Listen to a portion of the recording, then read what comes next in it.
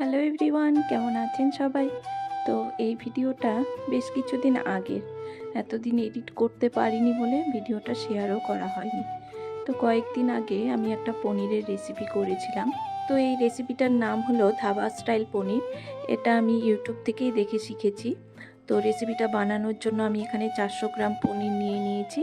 তো প্রথমেই আপনারা দেখলেন যে আমি একটা বাটিতে গরম জল করে নিলাম। তো ওই জলের মধ্যে কিছুটা হিং আর কিছুটা লবণ মিশিয়ে নিয়েছি।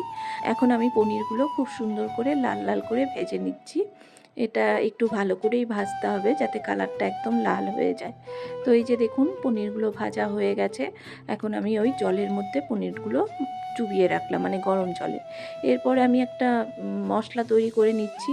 কিছুটা টক দই নিয়েছি আর সাথে কিছুটা ধনের গুঁড়ো। তো এটা ভালো করে আমি ফেটিয়ে নিচ্ছি, মানে দইটা আর ধনে গুঁড়োটা খুব ভালো করে ফেটাতে হবে। তো যাই হোক, এরপরে আমি মশলা বলতে যে কিছুটা পেঁয়াজ, টমেটো আর কিছুটা ক্যাপসিকাম এই যেরকম করে কেটে নিয়েছি। এখন এটা এই চপারে ভালো করে ব্লেন্ড করে নেব। তো দেখুন পেঁয়াজটা আমার ব্লেন্ড করা হয়ে গেছে। আর এদিকে তেলের মধ্যে আমি গোটা গরম মশলা দিয়েছি, সেই সময় ভিডিওটা করতে ভুলে গেছিলাম। তো গোটা গরম মশলা ফোড়ন দিয়ে তার মধ্যে এই যে পেঁয়াজ কুচিটা দিয়ে দিলাম। এরপরে এই যে ক্যাপসিকাম কুচিটাও দিয়ে দিলাম। এটা এখন খুব ভালো করে অনেকক্ষণ সময় নিয়ে লো ফ্লেমে ভালো করে ভাজতে হবে। তারপর এদিকে আমি আরেকটা মশলা তৈরি করছি। সেটা হলো একটা গোটা রসুন আর কিছুটা আদা আমুল দিস্তার মধ্যে আমি থেতো করে নিলাম। নিয়ে এই যে মশলাটা ছেড়ে দিলাম। এরপরে যে টমেটোটা দেখেছিলেন ওটাও আমি মিক্সিতে ভালো করে পেস্ট করে নিয়েছি।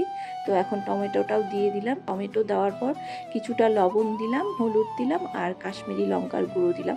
এখন মশলাটা খুব ভালো করে অনেকক্ষণ ধরে লো ফ্লেমে ভালো করে কষাতে হবে যাতে মশলার থেকে কাঁচা গন্ধটা চলে যায়। তো আমি মশলাটা প্রায় 5 থেকে 7 মিনিট খুব ভালো করে ভেজে নিয়েছি। এরপরে দেখলেন একটু বেসন আমি এতে দিয়ে দিলাম। বেসনটা দিলে মানে গ্রেভিটা খুব ভালো হবে আর কি।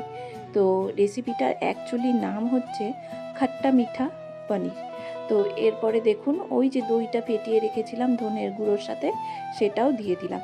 এটা এখন খুব ভালো করে কিছুক্ষণ ভাজতে হবে যাতে একদম মানে মশলার ভেতরে কোনো কাঁচা গন্ধ না থাকে। তো ওই দইয়ের বাটিটা ধুয়েই 1 ফোঁটা জল দিলাম। সম্পূর্ণ রান্নাটাতে কিন্তু আমি 1 ফোঁটাও জল ইউজ করি নাই। শেষের দিকে দইয়ের বাটি থেকে একটু জল দিলাম। এরপরে কিছুটা পরিমাণ বাটারও দিলাম। এতে টেস্টটা তার দ্বিগুণ হয়ে যাবে। আর এই পাশে আমি কড়াই বসিয়ে কিছুটা পরিমাণ কসুরি মেথি ভালো করে সেঁকে নিচ্ছি, মানে গরম করে নিচ্ছি। তো এটা এখন ভালো করে গুঁড়ো করে এই যে মশলাটার মধ্যে দিয়ে দিলাম।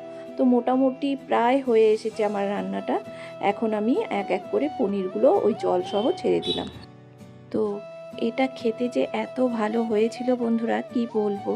এটার সাথে আমি সেদিন ফ্রাইড রাইস করেছিলাম। তো খুব ভালো হয়েছিল খেতে। শেষের দিকে দেখুন আমি একটু শাহি গরম মশলা দিয়ে দিলাম। তো এটা আরও কিছুক্ষণ ফুটবে, ফোটার পর এই যে ধনেপাতা দিয়ে নামিয়ে নিয়েছি। এখন আপনাদের নামানোর পর এই যে ফাইনাল লুকটা দেখালাম।